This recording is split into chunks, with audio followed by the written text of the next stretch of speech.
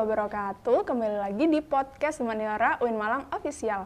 Sama aku Dinta Nabila, dan kali ini aku kedatangan tamu undangan. Ini spesial juga dari Ikhwan Narotama Bella Indria Sandi. Ya. Oke, panggilnya siapa nih? Ikhwan ya. Ikhwan saja.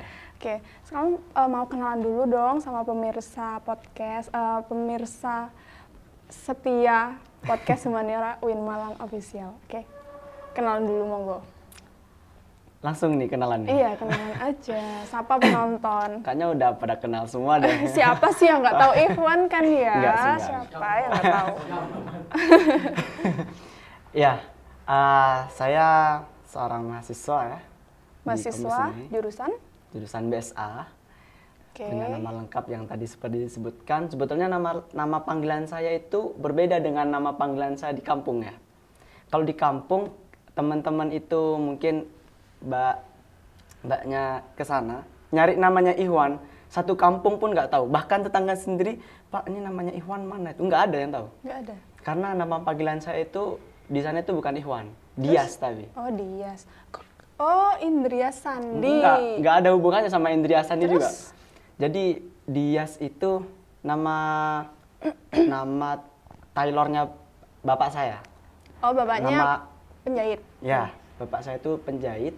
Dulu itu punya tailor Dias Adi Busana gitu kan ya. Oke. Ya mungkin orang-orang pada ngikut namanya. Oh, Dias gitu. Jadi itu nama kecil saya ketika saya tuh udah masuk merantau pas itu mondok. Kemudian ketika sudah mondok kan saya tuh bingung. Kalau saya tuh pakai nama Dias, nanti orang nyari absen saya itu kan bingung juga dia.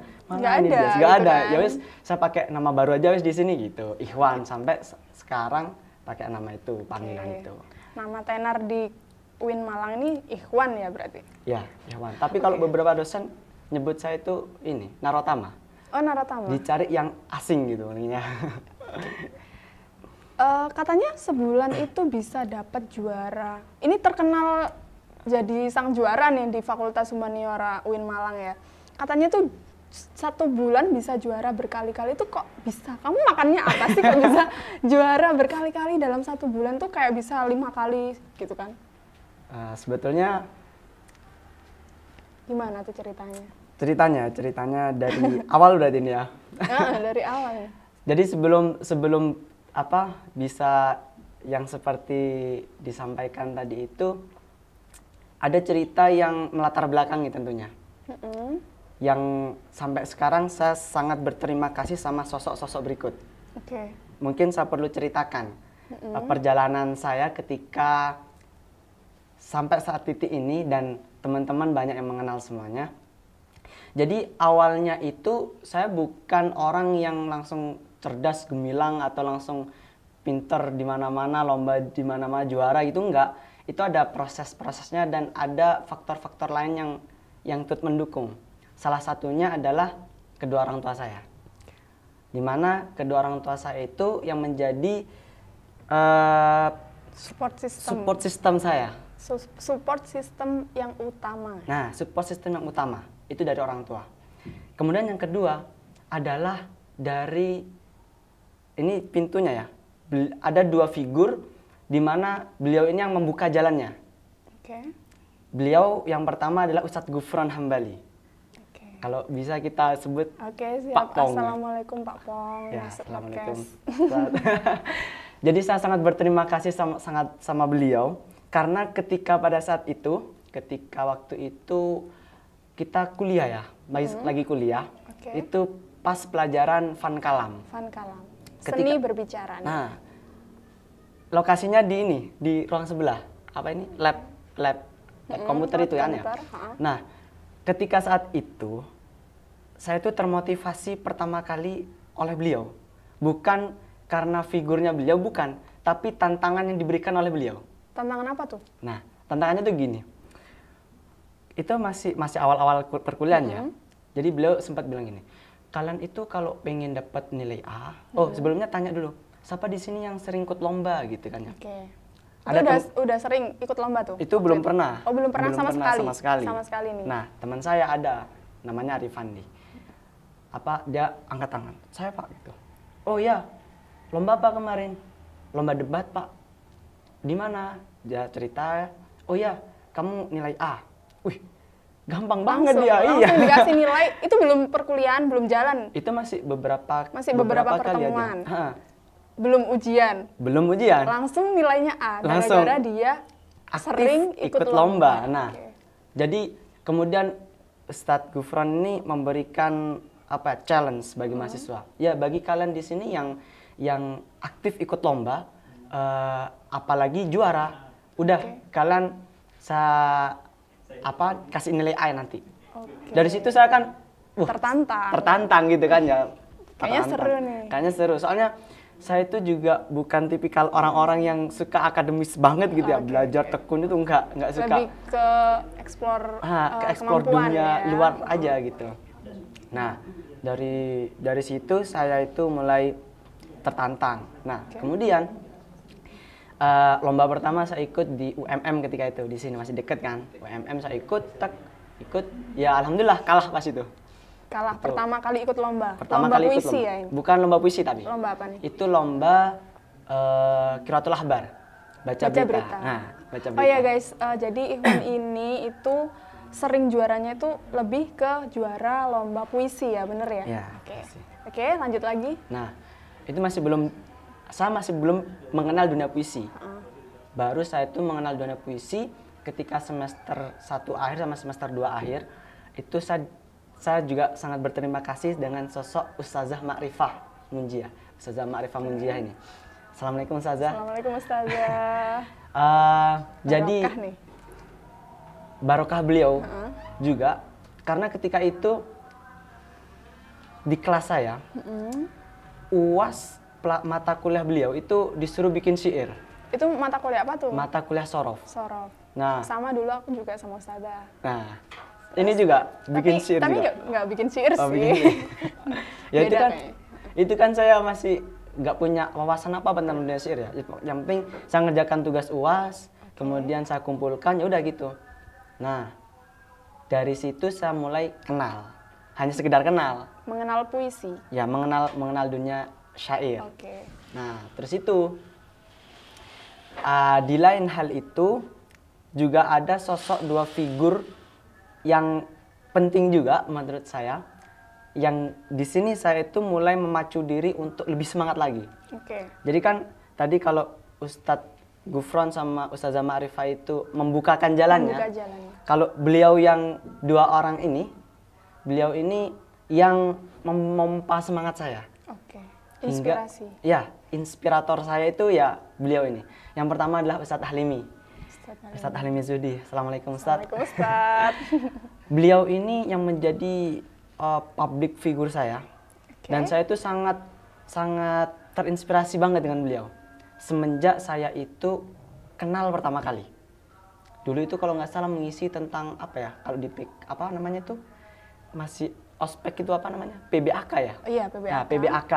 Ketika itu Ustadz Ahlimi juga menyampaikan, karena selaku Kaprodi pada saat itu, saya itu sudah ini, keren banget orang ini gitu. Karena puitis gitu ya.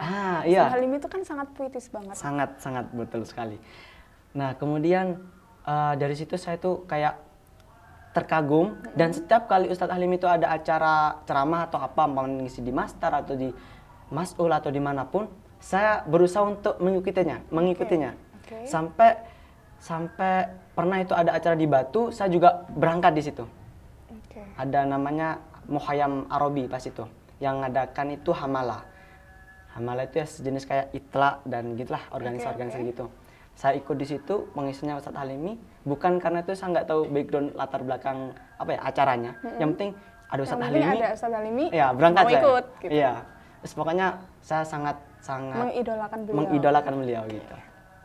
Kemudian idola saya yang selanjutnya itu adalah kakak tingkat kita. Mungkin tahu Mas Aat. Mas Aat. Mas Aat itu kan Mas Aat. kan luar biasa sekali. Jadi beliau juga dulu di pondok juga kakak kelas saya. Nah, kemudian pas di sini saya tuh kayak kok bisa gitu. Kok bisa?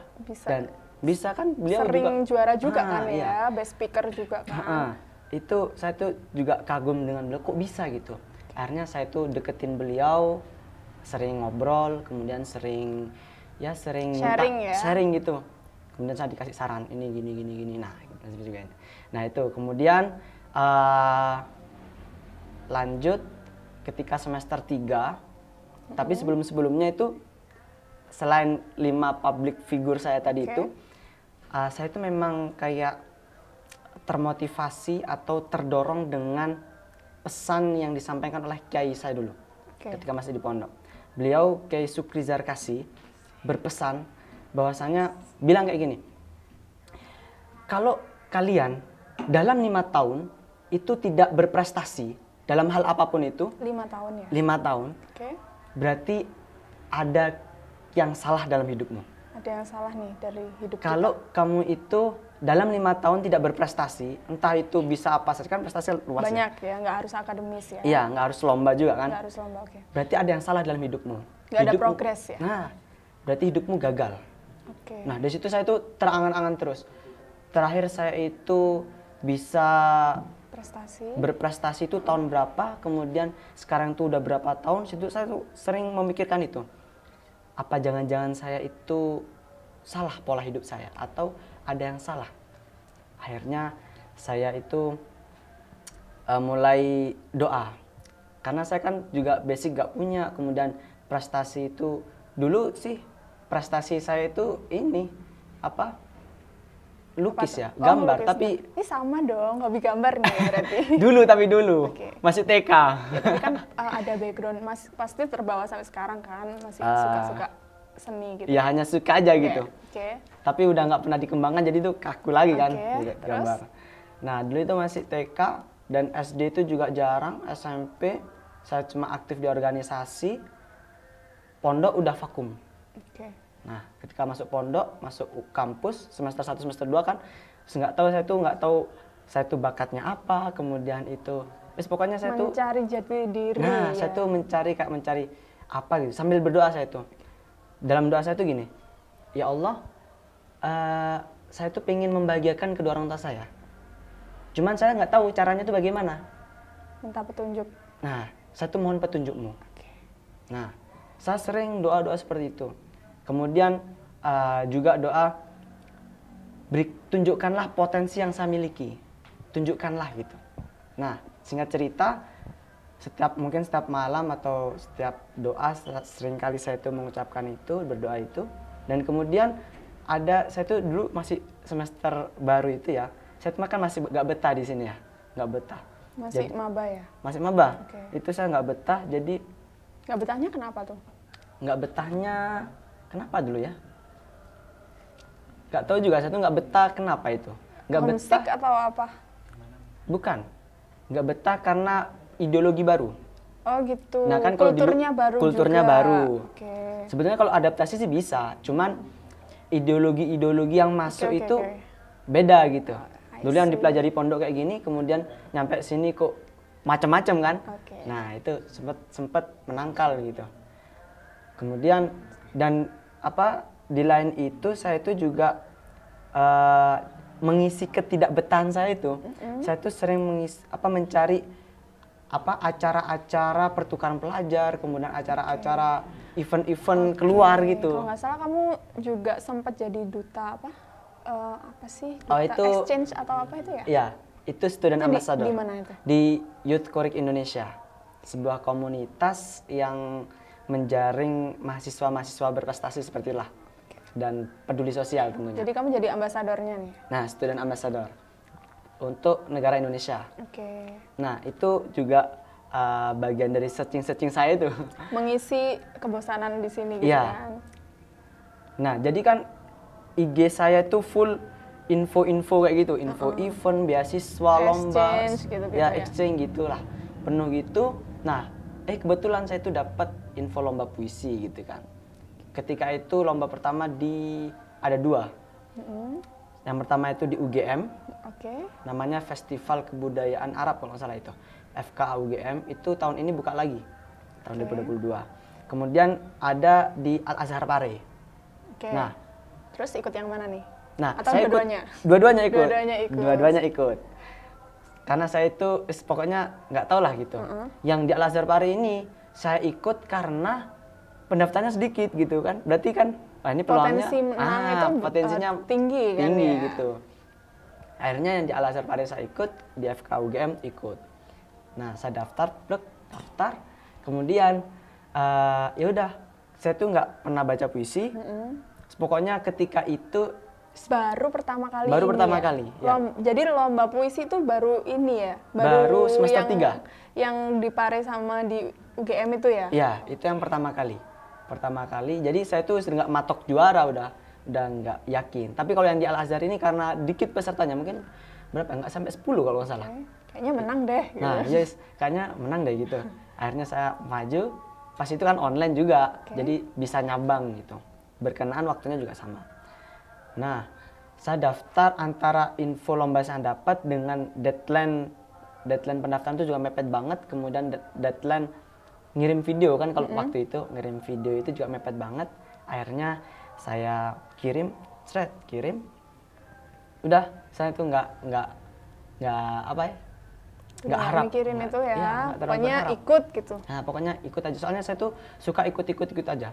Tanpa saya tuh punya nanti gimana, ekspektasinya gimana, nggak terlalu berpikir ke sana. Yang penting saya ikut aja gitu. Berusaha semaksimal mungkin, ya, nanti gitu. hasilnya tawakal gitu kan. Nah, iya. Nah, habis itu di Al-Azhar Pare dulu. Di Al-Azhar Pare, saya lihat sudah deadline udah habis. Saya lihat kan itu masuk di IG-nya panitia. Saya lihat, wih, kok sedikit ini yang daftar gitu ya. 10 paling nggak nyampe 10 itu. Terus? Nah, terus itu wah, potensi ini bisa udah dapat di ada sini. keyakinan buat dapat juara. Nah, gitu. Akhirnya saya masuk di situ. Ternyata benar. Pas itu juara 3. Juara 3. Senang tuh pasti. Pertama kali lomba puisi dapat juara. Pertama kali. Cuman saya tuh nggak terlalu berekspektasi tinggi ya. Karena bagi saya peserta ya wajar lah, pesertanya dikit gitu kan. Oke, kita dengarkan, kita simak dengan seksama puisi karya Ikhwan. Judulnya Dilema Senja. Ya.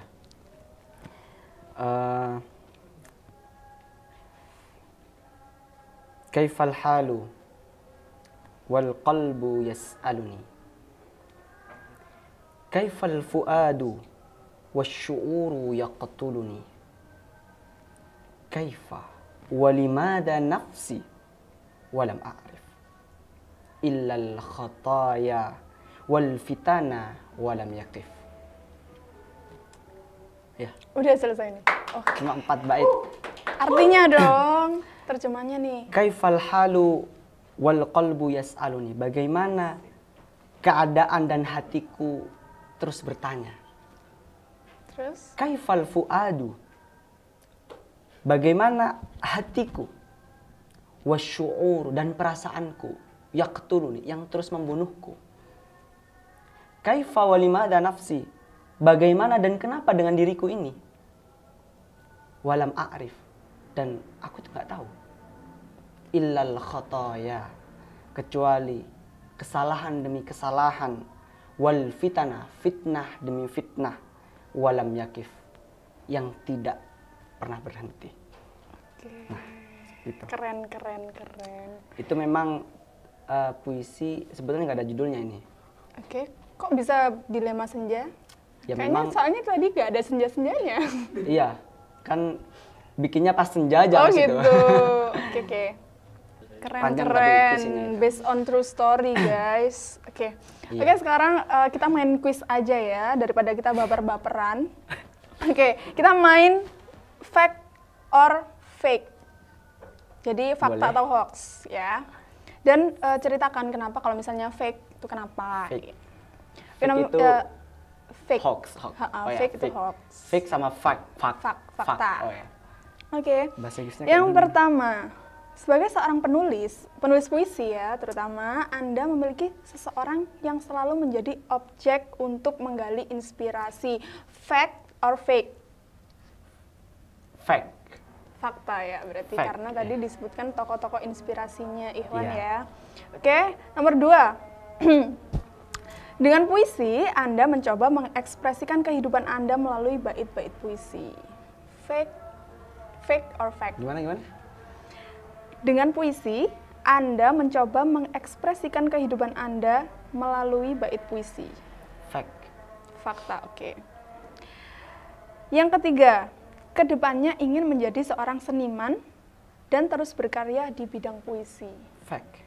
Fact. Jadi emang ada keinginan untuk jadi penulis, jadi seniman, Iya. sastrawan. Tapi kalau seniman enggak ya? Saya sastrawan lebih mungkin ya. enggak juga. Kalau sastrawan kan Kok enggak juga? kalau sastrawan kan ini objeknya banyak. Saya lebih suka ke dunia puisinya saja gitu. Lebih ke penulis ya mungkin ya, Ya, penulis kayak puisi gitu. ya. Oke, yang terakhir mau dengar quotes yang paling buat jadi motivasi, buat jadi pegangan hidup. Pegangan hidup. Dia pegang aja ini. Quotes apa sih yang mungkin jadi apa ya, pokoknya Apa ya? kalau lagi down, apa pokoknya quotes itulah yang menyemangati kamu gitu. Quotes yang selalu saya tanamkan itu adalah kesempatan emas hanya datang satu kali. Oke. Sejak saya SMP ya, saya memegang kesempatan emas hanya datang satu kali. Jadi ketika ada peluang, saya ambil. Nggak mau menyia-nyiakan itu ya. Nah, ketika ada kesempatan, ya saya coba. Masalah gagal atau kalah itu urusan belakang. Ini saya udah nyoba gitu aja. Oke, keren banget. Tepuk tangan dong. Oke guys, keren banget cerita inspirasi pengalaman Ikhwan dari mulai gak suka bahasa Arab, dari mulai awalnya nggak tahu passionnya apa, sampai sekarang 1 bulan bisa 10 kali juara loh. Keren. Sampai sini dulu podcast kita hari ini. Jangan lupa like, comment, subscribe, dan share sebanyak-banyaknya. Sampai jumpa di podcast selanjutnya.